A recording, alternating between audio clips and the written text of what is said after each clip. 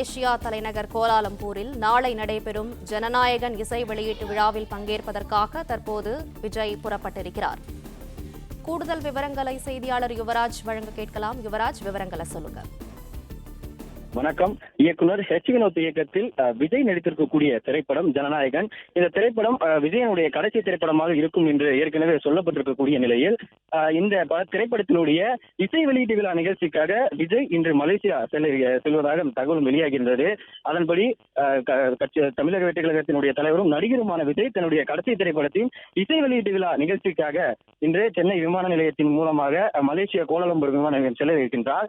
நாளை விஜய்க்கு அவருடைய அந்த இதற்கு முந்தைய திரைப்படங்களுக்கான அந்த நிகழ்ச்சிகளும், அதே போன்று அனிருத்தும் இசை கச்சேரி நிகழ்ச்சியும், அதே போன்று விஜயின் பல்வேறு திரைப்படங்களை மையமாக வைத்திருக்கக்கூடிய இந்த நிகழ்ச்சியானது ஏற்பாடு செய்யப்பட்டிருக்கின்றது படக்குழு சார்பில். இதற்காக சென்னை நீலாங்கரையில் இருக்கக்கூடிய தனது இல்லத்திலிருந்து விஜய் சென்னை விமான நிலையத்தில் கிட்டத்தட்ட சுமார் 11 மணி அளவில் விஜய் இந்த பன்னாட்டு விமான நிலையம் மூலமாக மலேசியா செல்ல இருப்பதாக அந்த தகவல் வெளியாகின்றது.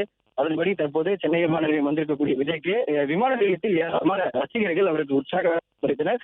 தற்போது 11 மணி அளவில் விஜய் மலேசியா செல்ல இருக்கின்றார்.